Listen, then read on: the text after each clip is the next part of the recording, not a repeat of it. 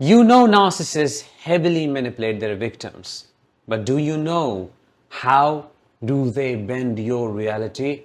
What specific techniques do they use to break you and to turn your brain into your biggest enemy? It is a mystery, but not anymore. Because in today's episode, we are going to talk about 5 ways a narcissist bends your mind and manipulates you thoroughly.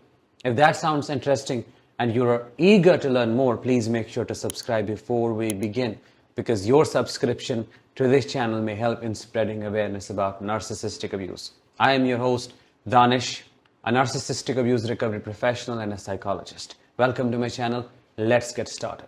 Number 1, and this is the most dangerous technique, mind reading. A narcissist tends to read your emotions, your thoughts, and they tend to know your beliefs without ever asking you open-ended questions. They automatically assume. And the crazy thing about their assumptions is that they are not a wild guess. They're not actual assumptions. To a narcissist, their feelings are facts. If they feel you said something with a specific intention, they believe that that is the truth. No matter what you do to show them the contrary or to prove them wrong, they will still choose their own version of the narrative. Why? Because it enables their victimhood. They want to be seen either as a hero, as a victim, or as a savior. Nothing beyond that. They tend to read situations and jump to conclusions very quickly, which we'll talk about later in this episode. And then you can't change their mind, which shows how rigid they are in their thought process. You can't change or challenge their beliefs. They will tell you when you're feeling hungry. If you feel sad, they'll say, no, you're not feeling sad. You are creating sadness on purpose to get attention, which of course is a projection. They will tend to read your states to dictate how you should behave according to their reading. They think they have this magical power of knowing what people are going through, what people are experiencing, but in truth, it is their own shadow they are projecting on other people. Number 2, overgeneralizing. They generalize things a lot. If they see you making a mistake, instantly they will devalue you, and everything positive that you may have done for them is erased from the history. Like all of it is stained now. That is how they tend to think, and then they generalize and say you are a bad person, or that you behave like this in all other circumstances. If they think you have criticized them, let's say, by doing or saying something, then they will apply that understanding of the situation to all other situations alike and say that you criticize me every single time I talk to you. You always complain. You always cry about the things I do to you when I do nothing. They use always and never a lot when overgeneralizing. There is no exception. You can't show them that look at this experience that you had with me when I proved to you that that's not what I meant. That's not who I am. Or that's not who I want to be. That's not how I treat you. They won't take it into consideration in any way. No, one small mistake and everything has been ruined. Now, all of a sudden, you are a bad person. This is what happens when they start devaluing you. When they come down from experiencing that high with you in the love bombing stage, and then they start seeing flaws in you. That's when this generalization technique is used a lot to justify their bad behavior, their abusive treatment of yours. Technique number 3, they think in black and white. And when they do so, they villainize you easily as well as idealize you. As a survivor of narcissistic abuse, I'm sure you may have experienced high highs, low lows, idealization, devaluation. Why does that happen? Because of their black and white thinking. Either you are the love of their life if you are complying, if you are obedient enough, or you are nothing to them. You are their biggest enemy. They do not want to do anything with you, and they are okay with punishing you. Either somebody is amazing or they are nothing at all. They cannot experience the mediocre. They cannot be with the gray area. There's nothing like gray in a narcissist's brain. They love the extremes because they themselves are very extreme. Black and white thinking is what they use to compartmentalize and minimize experiences. For example, your narcissistic partner has cheated on you. Now you hold them accountable. And they have a tendency to think in black and white. So what will they do? They will compartmentalize what they have done to you and compare it with what they could have done to you, and the worst case scenario. Oh, I just touched her hand. I just spent a night with him. I could have just left you totally, but I didn't do that. And then what does that mean? That automatically just absolves them of all the responsibility, and in their head, that washes them clean. Now there is nothing wrong with them. So this compartmentalization then leads to minimization. My action is not as bad as it could have been, so you should forgive me.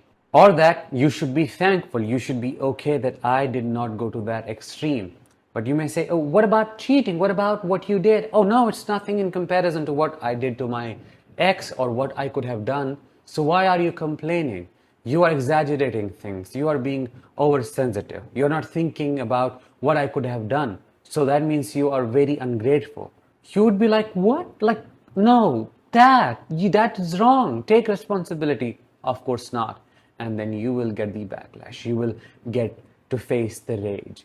What does that do to you? It breaks you as a person because you cannot counter that kind of extreme compartmentalized thinking.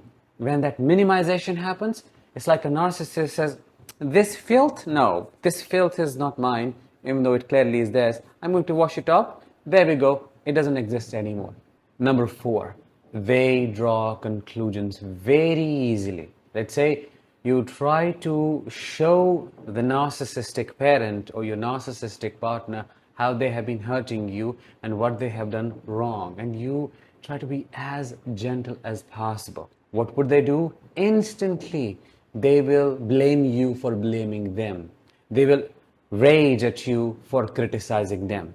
And they'll draw a conclusion that you are their biggest enemy, you're trying to put them down, you are villainizing them, and they have done nothing wrong to you, and then goes on the story that they did best for this relationship, that they did whatever they could to raise you as a child, and they had it more difficult than you. And you know the justification, the self-gaslighting, and then gaslighting you. You can never ever have a conversation with a narcissist, and that's not news. But this conclusion drawing mechanism is crazy.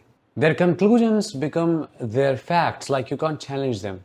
You may try to show them all the proof, like you can show the evidence. It may be right in their face, and they'll still choose their conclusion because to such a fool, it is the absolute truth. Nothing exists beyond that. And why would they accept the alternative when doing so would mean they're wrong? They don't like to be wrong. They like to prove you wrong.